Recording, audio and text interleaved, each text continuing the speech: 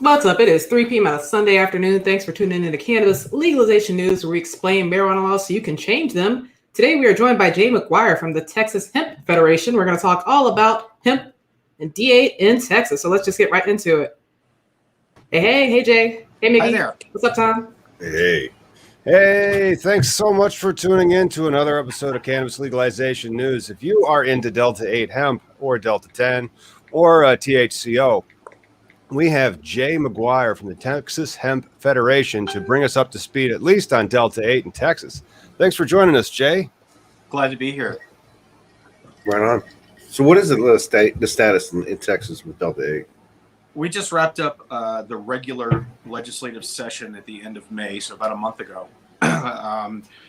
The regular legislative session runs from January to the end of May in the odd-numbered years.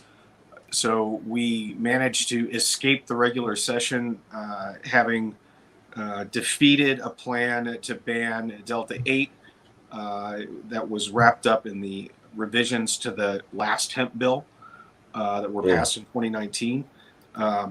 The dynamic was pretty simple. The Senate chairman opposes anything that will get a person intoxicated unless it's covered under our Compassionate Use Act, and is incensed that the hemp industry is marketing cannabinoids. At one point, some language that he had substituted into the House bill when it came over to his committee would have banned all cannabinoids, including CBD. Wow. Wolf. Hey, what party affiliation is this cat? Senator Charles Perry from Lubbock is a Republican. Which, there's an article in Politico that just came out saying that most people are, leaning towards marijuana legalization, and yet these Republicans, for some reason, aren't for it. Like, you guys figure out what's up with that? Oh, you got it. Yeah, that's right. Politico is reporting that the Republicans are watching their states back weed, and they're not sold, and that does kind of jive with what with what Jay's mentioning. What justification did he provide for his belief that anything that's got a cannabinoid in it, which could get your mind, and again, I don't really enjoy the word intoxicate, because that usually means there's some type of toxic aspect to it. Change, it does give you an effect, sure, but did he have any reasoning for it?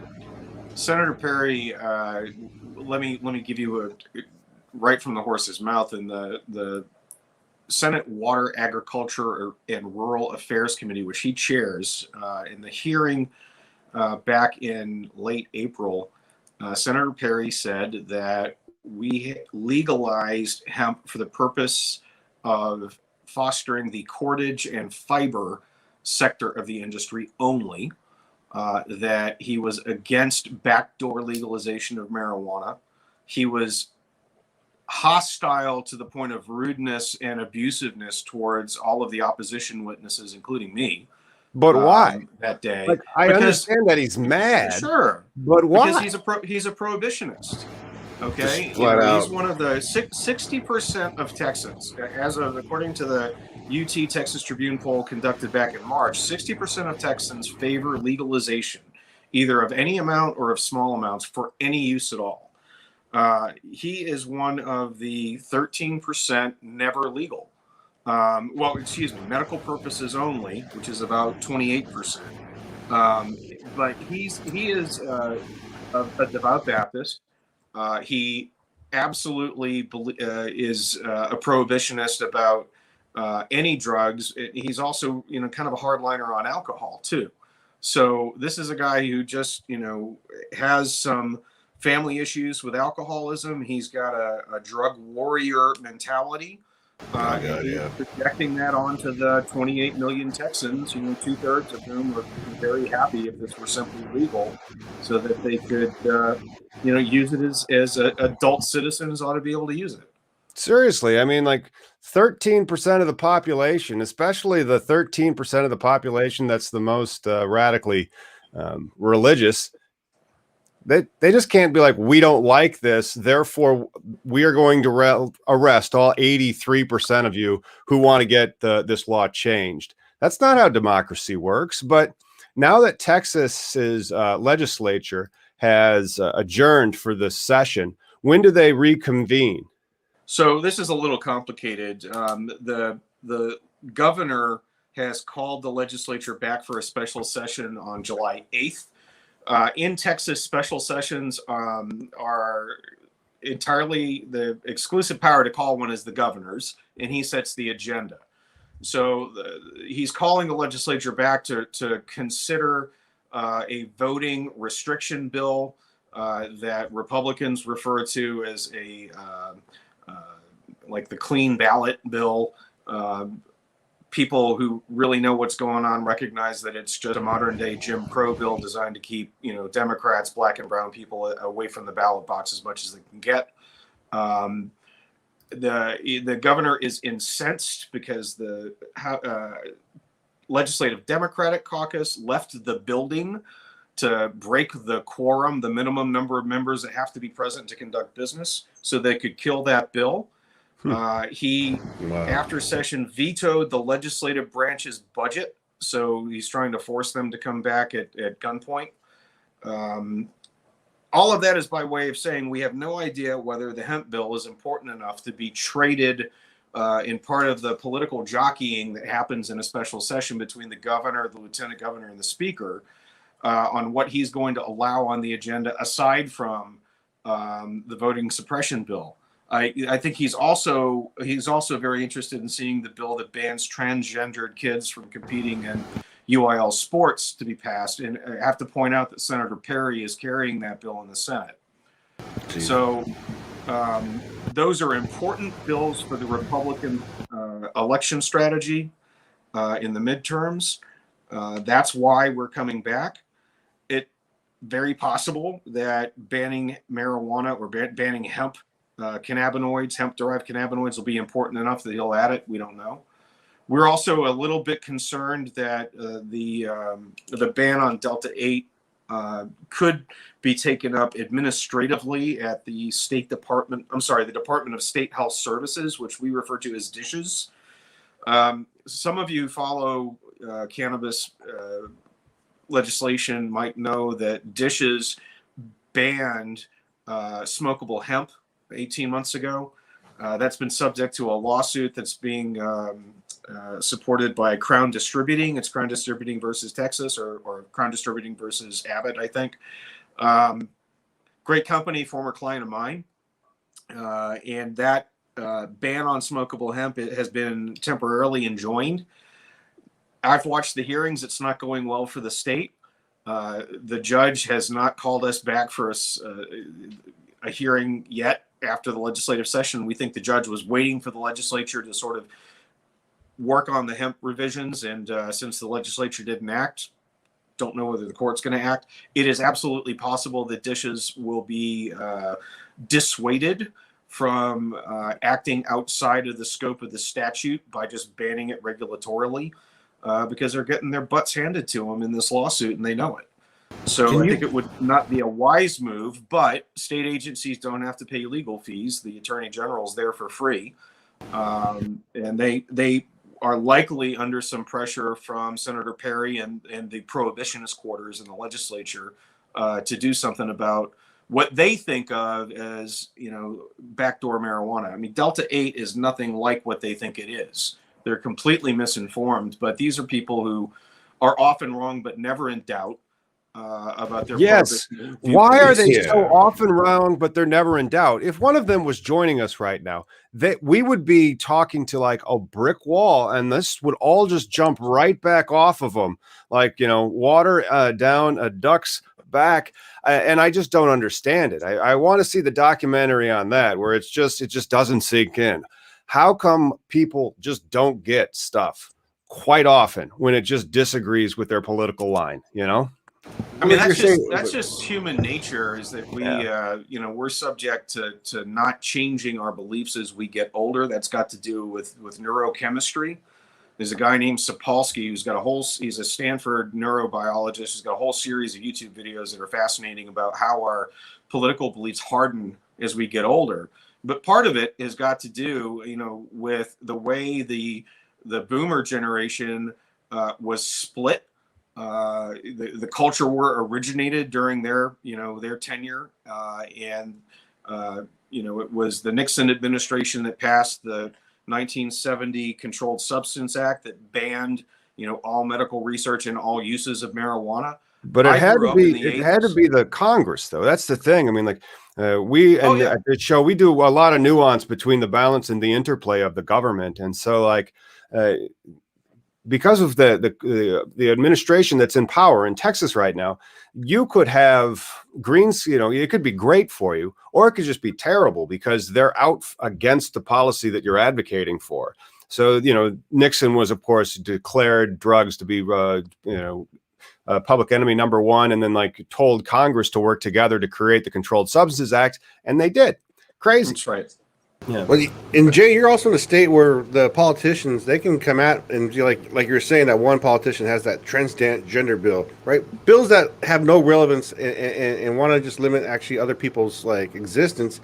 But then at the same time, something important like cannabis or hemp, the closed mindedness of it all, like you guys are saying, they won't sit in a room with us and talk, because a lot of it will be an impassioned talking too. That's right. It'll be us yelling at them, be like, "Are you fucking kidding me? People are in jail dying." But that's the thing, we have to like take it down. This has got to do with indoctrination, right? The Just Say No campaign that I grew up, buying hook, line, and sinker as a teenager started a lot earlier. Senator Perry's generation, really bought the line that marijuana was associated with undesirable elements in society. It was associated with crime. It was associated with racial issues. And that's the nicest way I can put it for you. That's certainly present. That act, the Controlled Substances Act and the Crime Control Act in 1970 and other associated legislation gave rise to mass incarceration. When we're talking about the bill that the Governor Abbott is calling this legislature back into session to pass, it's exactly the same culture war issue that it's always been. It's keep black and brown people from voting. Well, the Controlled Substance Act and the Crime Control Act were about putting black and brown people in prison to prevent them from voting and having a fair stake in this society's governance. So you're talking about people who have a vested interest in maintaining the status quo because their political party benefits from it. Their increasingly old white political party benefits from it. Yeah, but the ones in charge of your state, unfortunately, are also the ones pushing the bullshit in Arizona and want to push the same bullshit in your state, which is like, we lost, but we don't know how. Like this, right. the shit that's going on. Republicans are too busy distracting their people, right? Like Tom and I said before, we don't care if it's Republican, Democrat, but majority of people coming against cannabis have been Republican. I think there's been like two people pro cannabis. One bill was guns, and the other bill was Matt Gaetz. And we all know about Matt Gaetz, right? Like the guy he's not a champion. He's just some sleazeball that got deep pockets. So how do you think? So when is that coming up for you? The special session? Yeah, that comes up July 8th. We'll see how it goes. If the legislature doesn't give the governor what he wants, he can call them back, in 30-day increments. So we may be here for a while, maybe not. The two potential threats there, of course, like I said, are that the bill will be added to the agenda, or the DSHS will try to regulate cannabinoids like Delta-8 out of the market. It's also possible that Senator Perry will try to get the lieutenant governor to give him the authority to conduct a study over the next 18 months before the next regular session. That interim study could be stacked with people that support his point of view. Yeah, we need more of those. We don't know. So those are the three. I love the studies where things could go wrong for us. But aren't those the best studies? The ones where you get to pick the people doing it, so you can say what you wanted to say. Just be like, you know what? I'm going to get some studies that say how awesome I am. I'm going to pick all my best friends. They're going to say how awesome I am, or this particular conclusion. I want this conclusion. I know it's out there. Go find it for me. That's right. But we'll push back. I mean, the Texas Hemp Federation was created about 2 years ago. Largely, we were convened by Lucas Gilkey at Hometown Hero. I mean, it's one of the companies that's one of the most, I think, forward-thinking in our state about the regulatory and legal environment. Lucas's company supported our lobby effort very heavily in the last 6 months. and has helped us get access to other stakeholders in the industry that weren't aware of what was going on. But we basically were funded to prevent the prohibitionists from regulating us out of the market, and that's what they want to do, and we're here to tell them no. I'm not, I haven't been asked to carry a brief to legalize marijuana. I haven't been asked to, make revisions to the medical marijuana bill or the Medical Marijuana Act. I have been asked only to make sure that hemp-derived cannabinoids remain legal in Texas. That's it. Yeah, as the definition, the federal definition of hemp says. All cannabinoids. Now, of course, we're not talking about one specific cannabinoid, Delta-8 THC. Other than that, that's like the only delineation mark when it comes to cannabinoids under Texas hemp law. Is that right? Yeah, that's right. Okay, fantastic. But that's just nuts that they always looked through that. And then it has to get back to how Delta-8's made versus all these other ones. Is there any position that's out there in Texas that says that this Delta-8 isomer is not hemp if it was derived itself from FDA, well, not FDA, USDA compliant farm bill grown hemp? Our position, my position, the Texas Hemp Federation's position, the industry's position is that Delta-8 is a downstream product refined from legal hemp-derived CBD. That's it. Right. It is not a synthetic in the sense that the prohibitionists are trying to convince people that it's like spice or K2, which are purely unrelated chemicals, not hemp-derived. Correct. That were actually dangerous. Correct. The antis here benefit from the moral panic and the fear that they can create when people remember, what was going on with spice and K2. And, there were other sort of synthetic drugs at the same time. I can't remember. I think it was called Crocodile, where people were. Yeah, that was the zombie one, right? Yeah, and they're conflating it with bath salts, and this is just a snow job, right? Yeah. It's an effort to avoid talking about what this product here, Delta-8, does for people. Right. Delta-8 is, from what I have been told anecdotally by consumers who've been solicited by the industry for feedback, what I've been told by the stakeholders in the Federation, what I've observed myself in my own use is it's good for anxiety, it's good for pain, it's good for inflammation. I know that there is a little bit of science going on out there about, use in glaucoma and use in helping people who are getting chemotherapy with their appetite and their nausea. Well, why would you want to ban that? If a state that refused to expand Medicaid, which has 25% of a population that is uninsured, so a quarter of our population doesn't have access to medical care. You can go to the corner store and buy Delta-8 gummies to deal with your neck and shoulder pain. You don't have to go to a doctor to get an expensive prescription for weak medical marijuana or an opioid or some other mainstream pharmaceutical product. So that's kind of the roundabout answer to your question, is that the emergence of Delta-8 onto the market is disrupting, on one hand, traditional pharma's exclusive, market over pain relievers other than medical marijuana. And it's disrupting this new medical marijuana scheme that amounts to a few license holders trying to sell the public on the idea that they can use marijuana in very small amounts to get some relief. And I'm here to tell you, nobody likes it. It's 1%. It's in suspensor oil that disrupts people's digestive systems. They're not getting the relief that they thought they were going to get. And are you referring to people? Is this the medical marijuana now? Because we were on Delta-8. If this is medical marijuana, let's take a quick break for some 420 for some regular flower or for whatever else you guys are having at home.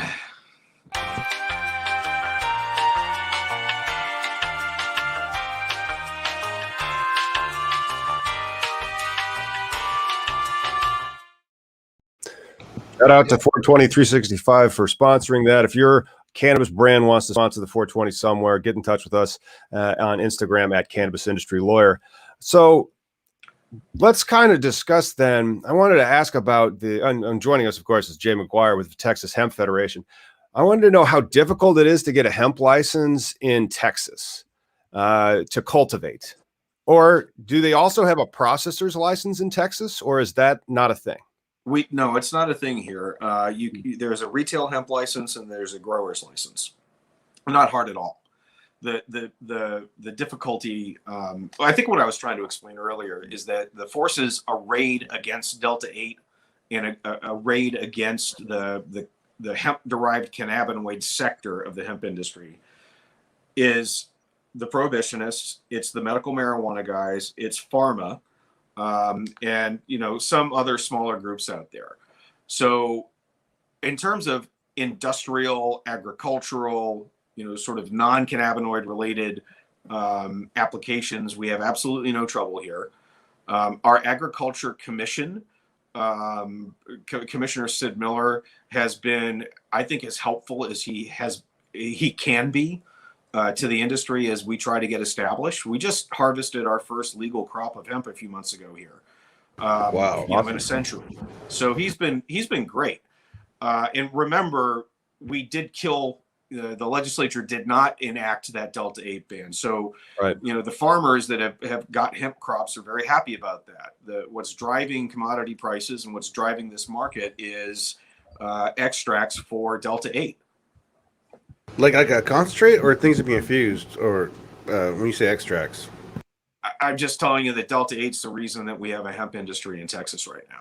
Oh, right on. Shout out to THCO, the lesser known cannabinoid you'll be hearing more about in the future. So smash them likes and click subscribe to hear more about THCO in a future episode. Go ahead, Miggy. I was just saying, Jay, like you were saying, the prohibitionists, the ones who, like, for whatever reason, you're in Texas and your own job is just to make sure that Texans meet just the federal standard, right? Like to be allowed to meet that spec. At the same time, Texans seem to be cracking down on, or at least Texas, not Texans, but Texas seems to be cracking down on the cannabinoids, like you're saying, like the whole prohibitionist. And like Tom was saying earlier too, we take offense to the word, intoxication, right? Like we need like a big marijuana leaf, like a doll, like googly eyes, and then we can go up to these guys and go, show me on the doll where this plant has hurt you. Yeah, right. I'm still trying to digest, like, why do like, so when these bills are coming through to like start, being state specific towards hemp, do you know who helped initiate that bill? See, that's what I'm saying. Show me on a doll. My green screen is screwing with it. Like, it was hilarious that Miggy brought this up. We weren't ready for this yet, but I'll do that later. Without the green I like screen. the hemp puppet a lot. Yep, you need the hemp puppet because Miggy and I have had this joke for a while. I built that like in 2012 when I was hyping my book on the cannabis laws, and so anyway, I just have that thing around. You need to have a marijuana doll so you can have these types of. They're really absurd. Like, that's what the whole thing that I really don't get is it's just based in lies, but like real sincere lies where they're like, oh no, we can't have this. This is terrible. This is terrible. And they just won't listen to any, like if you told them that they had an endocannabinoid system, they may explode. Yeah. No, we don't have those in Lubbock. Endocannabinoid systems? Probably not. Yeah. I think Senator Perry's sincere. He has a sincere belief, and I use him as one example. I don't want to pick on him, but legislators who have the same mindset sincerely believe that marijuana is an addictive and harmful substance, and they're simply wrong. And the only way we will never convince most of them, but they're in the minority. And I want to point out that Senator Perry lost. His bill did not pass. The House Chairman Tracy King refused to concur with the Senate amendments and pulled down his own bill, which is a shame because the bulk of the bill, most of the bill was good for the industry. It had some other provisions in it that would let farmers keep their crop in the ground a few extra days a month, which is important because having to do with the THC levels in the plant when it goes for testing.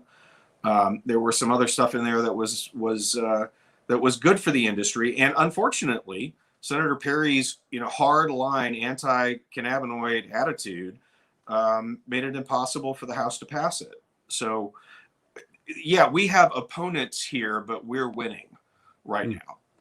That's what you need to know, and we will keep winning so long as as long as the companies in the industry continue to pay attention and respond when trade associations like mine tell them that they've got to show up, they've got to fund the lobby team, they've got to get their customers involved, they've got to let us coordinate the grassroots action to get phone calls and letters written to legislators, and they need to pay their association dues so that we can keep the effort going. Yeah, that's right. Because the organization of it, I mean, like that's something that I like to see when cannabis is legalized or regulated differently in a particular state. There will always be a trade organization that invariably starts or this type of association. And at its core, all these are corporations. And cannabis, if anything else, is quite a corporate thing. So understanding how they work and building teams and committees and all that type of stuff is important. It's simply because it's just an aspect of the organization and the you have to, you have to operate in such a way. Yeah, go ahead. A trade association executive's job, my job, is to take companies that are, probably fierce competitors, and help them understand where their common enemy is and help them organize to prevent whatever it is that enemy is trying to do to them from happening. I'm not here to get everybody to hold hands and sing Kumbaya all the time. They're going to leave the Capitol and they're going to go beat the hell out of each other in the marketplace, and that's what capitalism is. Not in Illinois. For the purpose of preventing bad legislation and for the purpose of educating the public about the benefits of hemp products, you've got to have an organization that is there to be the public face. You need advocates. I mean, you're totally like, I wish in Washington State, that's what killed our medical scene. Our medical people never can get their shit together and gather as an organization because, as Tom said before, when it comes down to making policy, get your checkbook out.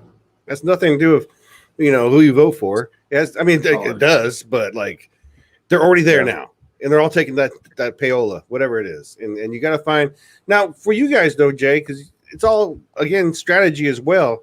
Are you eyeballing people like Perry and going, okay, who is your competitor, and how can I make you look at us and say, yes, this is who I, what's your influence over that guy? I mean, I think my preferred strategy is to educate legislators and to make friends of people who don't know yet about the benefits of these products, so that we're not allowing the other side to define what we are.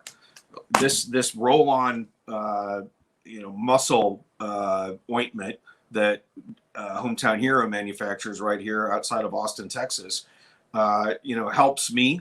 So I, have given it to some legislators who I know have back or neck pain or knee pain, and they're giving me good feedback that it's working for them. So bit by bit, we're trying to help people become familiar with it so that they recognize that, this is not El Chapo trying to import illegal stuff into the United States that's going to kill people. This is a downstream refined legal hemp derived product that is helping people with pain, inflammation, anxiety. And that's all it is. Then how do you do the labeling? So like we know that's one of the arguments that I hear as well. They just say Delta-8, they could slap anything in there. Where's the purity control and standards? Every one of the products for the stakeholders of my association, this is Lucas's product, has a QR code on it that goes right to the lab report. I can tell you just from talking to manufacturers in our group, Naturally Hemp's, Lucas's company, for example, everything that they put on the market is tested. And every bottle's got a QR code on it. And they've never had anything come back, positive for Delta-9 THC. They've never had anything come back hot for heavy metals or any of the other stuff, Listeria, the stuff that you've got to test for. What do you think about front running on that? Like to combat this negative Nelly that we're never, it's going to, like if he was here, it'd be like a brick wall, ladies and gentlemen, we are talking to a brick wall. That's Senator Perry. What if we then go on offense and define cannabinoid and say, like, it has to be tested, and then, like, show it's, and then the QR code has to be on there, and then they'll finally give you the ability to operate your lawful business. We're absolutely looking at creating a set of industry best practices that if you want to be a member of our group, you've got to agree to. So marketing practices, labeling practices, agreeing to comply with all best practices and relevant local, state, and federal laws. I mean, that's just what trade associations do. We don't want to be representing companies that are bad actors. We know there's Right. some outliers in every industry, Right. that are going to make a quick buck. Wild West industry. This is a Wild West industry. That's one of the risk factors that we have. The Wild West industry style of a field that is the Delta-8 hemp or the hemp derivatives market. And as a result of that, you almost kind of have to welcome some type of that regulation or that type of industry standard, so you can have that stamp on your product that says it's better than that other guy's product. For sure. Yeah, for sure. And we would absolutely be willing to participate in a discussion with the legislature about what appropriate regulation looks like for cannabinoids like Delta-8. Nobody is saying that we just want a Wild West market forever. We would have been willing to accept some limits and say appropriate age gating for our products, just like vape products. But Senator Perry didn't want to hear any of that. He just wanted to ban Delta-8.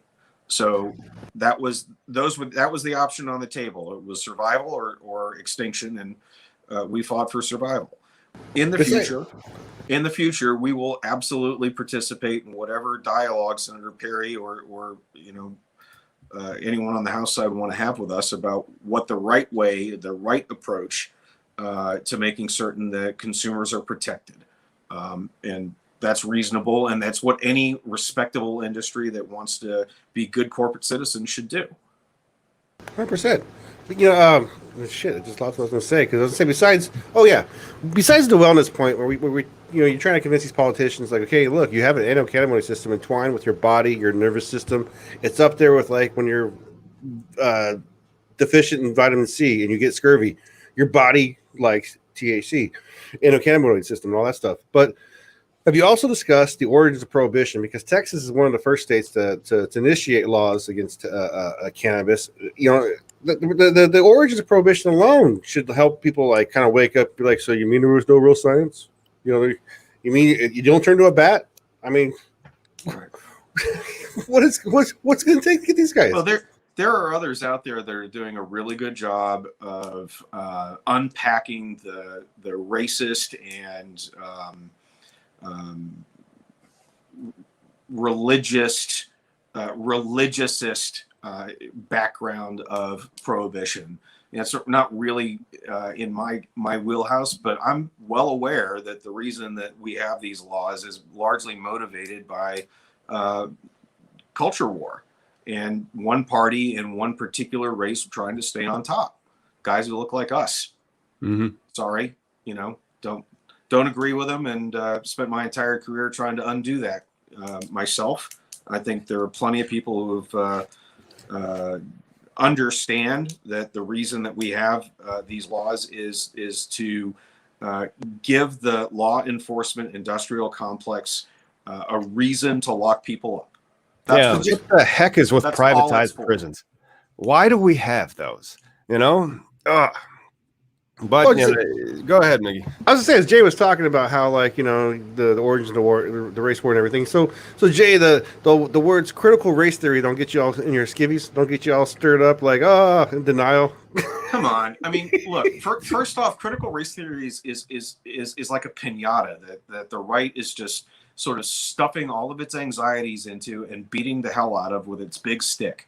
All right, it's like Antifa. Antifa, it does not exist as a threat to the United States. You know what does? Right-wing terrorists do. But in order to distract from the fact that their own people stormed the Capitol, the right is going to talk to you all day about Antifa and the threat of Antifa. This is no different, right? Critical race theory. Hey, I grew up in the Pasadena ISD public schools in Texas. You know what I learned? I learned that marijuana had no medical applications whatsoever. I learned that it was addictive, and I learned that it was dangerous. I also learned that slaves were happy. I learned that they were treated like family. I personally saw slave papers at show and tell in 5th grade. All right. The Klan marched in my hometown in 1979 in the July 4th parade. We're not that far away from Jim Crow and from segregation and from slavery. We're not. And you can't separate the politics and the history of prohibition and race. Not especially in the South, and you know, I'm not going to single Texas out as being any better or worse than other states. It's just a fact. Yeah, I just wanted to stir that up. Yeah, and I think the rights using critical race theory is the latest thing to scare their voting base with. It's just they just hijack the industry one more time. Yeah, and that's what they're doing it with. Yeah, the industry of inflammation. They just whip people up into a frenzy, and we'll be back after commercial. And then you come back, and then they whip you up into a frenzy, and it's like, tune in tomorrow, more frenzy. But I wanted to steer this back to talking about the medical or the legalization scene that may be coming through in Texas, because it seems like Jay's painting this fairly ominous picture of like the medical, and I've seen their medical program. It does suck.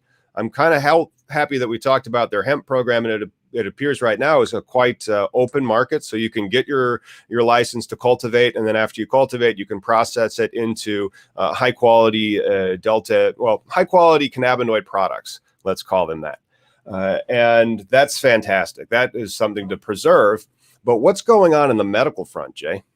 Well, that's the medical guys are not in our camp. They've got their own interests that they're looking out for. They got in with the state. They got their licenses, their dispensary licenses. There's a very limited number of them. And they've got millions and millions and millions of dollars invested, and all of that is at risk because they're not allowed to prescribe the amounts that you can get in other states or that people just get from illegal marijuana. Frankly, if they've got the kind of medical condition, they need that level of relief. So the medical marijuana guys were against us. They threw Delta-8 under the bus during the legislative session. They were telling people all kinds of things that weren't true. That people use Delta-8 to get high exclusively, and I don't believe that at all. I think most people take Delta-8 as a anxiety or pain or inflammation relief, or to help them sleep at night. You'd have to take a lot of Delta-8 to get a buzz. Hemp and cannabis consumption is not like alcohol, where it stays with you and you're drunk for hours. If you have that high, you're only going to be there for like a good 2 minutes, and you're feeling fine for the rest of the day. Like in the amounts that are recommended, in the amounts that they are marketed to, the products that our industry produces do not get people high. If you take enough of it, you're going to get a buzz, but it's not the kind of buzz that people get off of pot. For one, it's not even close. And so it's not, the average consumer of Delta-8 isn't looking for that. That's not what the products are there for. However, our opponents really believe that this is just marijuana light. And that people are using it just to get high, and there's no, so the compassionate use guys, we're concerned because we're basically competing for the same customers. That's what I think. That's what our lobby team reported back to me from what they were hearing was being said by, Compassionate Cultivation and some of the other companies, representatives in the Capitol were saying. I think that they tried to get the cap lifted from 1% to 5%, and unfortunately, that just didn't fly. They also tried to expand the number of or the list of covered conditions, and unfortunately, the same prohibitionists were able to strip out chronic pain as a covered condition. These people really believe, this is just a philosophical viewpoint, they would rather restrict the relief that genuine sufferers can get rather than allow anybody to get away with something or cheat, right? They wouldn't want to. My point of view is if I accidentally help somebody who's in it for the wrong reasons, but I'm helping 99 people take care of their whatever, their pain, their inflammation, their suffering, I'm going to do it. But that's not the prohibitionist viewpoint. The prohibitionist viewpoint is we got to keep people from getting high at all costs. Yeah, but the prohibition is never. They don't care about your pain. They don't care about your traumatic brain injury. They don't care about your PTSD. If they did, they would take a harder look at raising the cap, or they just legalize it. But they don't. Well, they did a really good job of putting you guys against each other, because I hate to say the reason because of the cap is so low. Essentially, the medical program is hemp. You know what I mean? Like in my first world recreational world, where I just bought fucking a bag of endo mixed flour. You know, this is How much ridiculous. was that bag? We should play a little bit of let's get a price check on You got a Miggy's quarter. weed. Got a quarter here. What was it? Let's see that. Bubba Kush, 7 gram. 7 grams. Let me show you this nugs. So I just put one in the grinder and broke it all up. But these little guys are dense too. They're nice little. I just got Name that strain. Unfortunately, we already showed the name. But 7 grams, $50. 7 grams for $50. That is a quarter for $50 of high quality premium indoor flower. Right. Some parts of America are pretty good. So why would you go to a doctor to get a prescription, to go to a dispensary to get 1% in a dispenser oil, when you could just go to somebody who's going out to Washington State or Colorado, or get it sent to you over the internet, or Oklahoma, our northern neighbor? But that's exactly it. So, we don't have anything against the medical marijuana industry. I'm just pointing out that was what they did in the legislative session.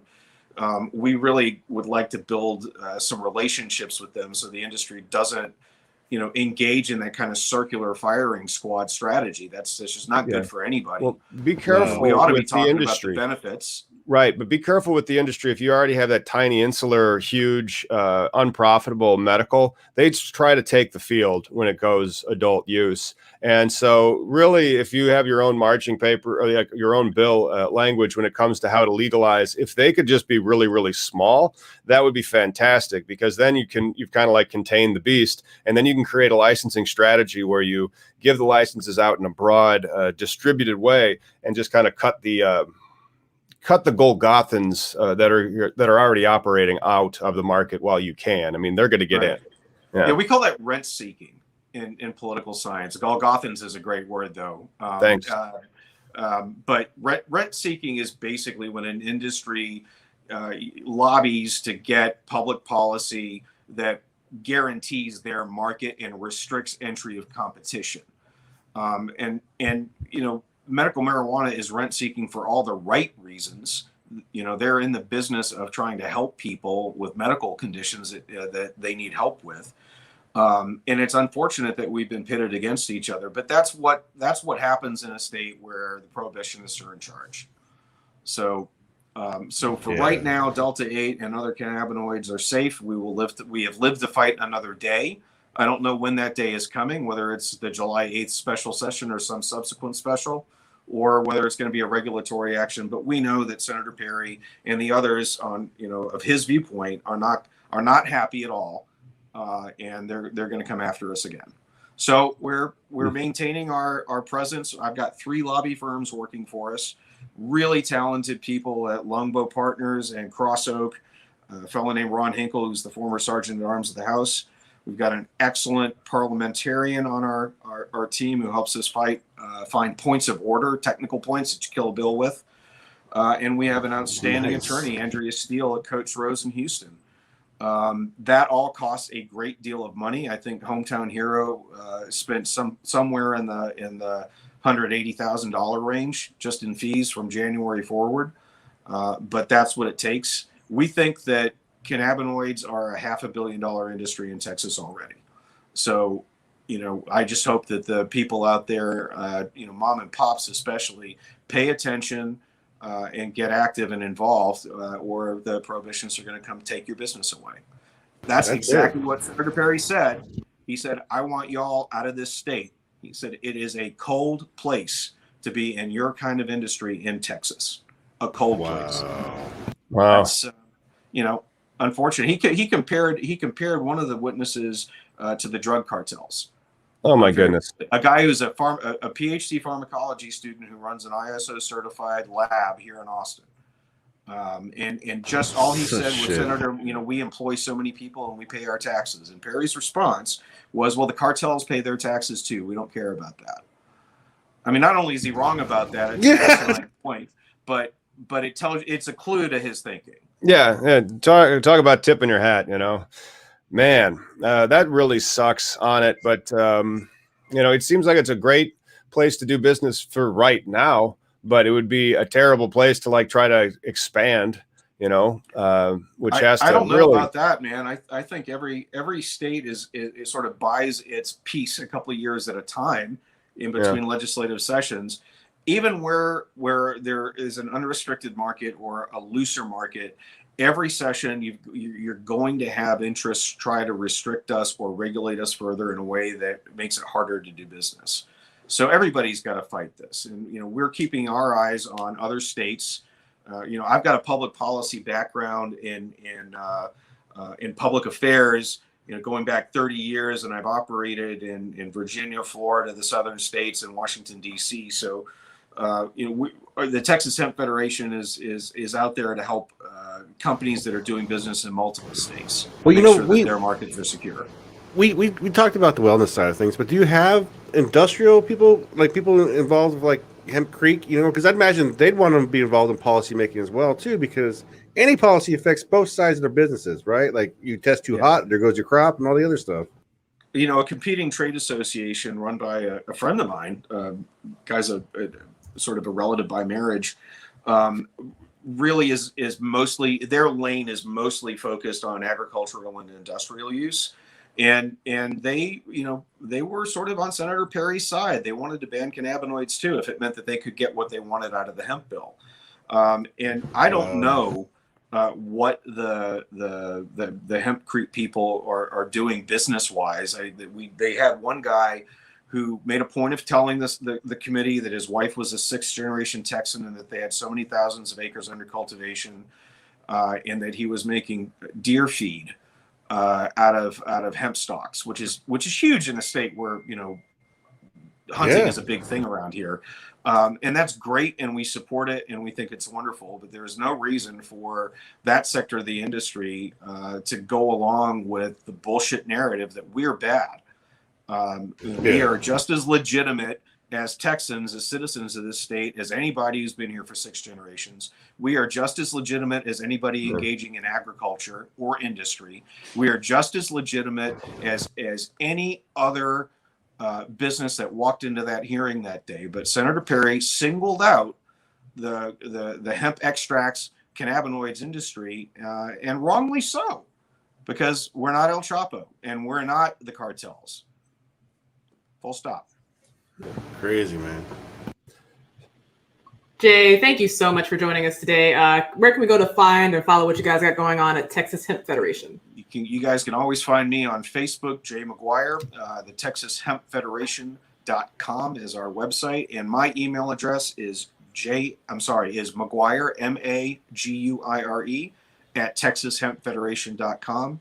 Happy to talk to anybody about hemp policy in Texas or any other state. Awesome. Thank you so much again. And thanks for tuning in, everyone. Make sure you like and subscribe to keep up with all cannabis legalization news. We'll see you on Wednesday.